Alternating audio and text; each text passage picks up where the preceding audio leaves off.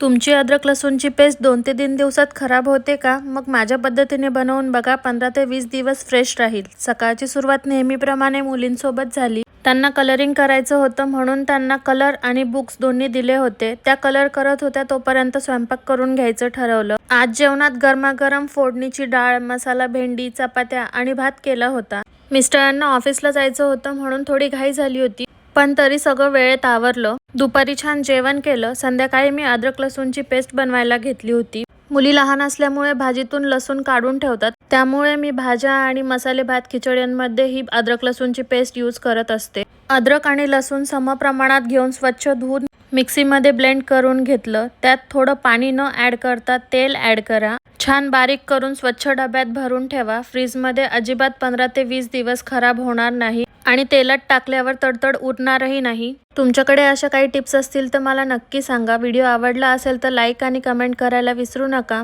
Bye.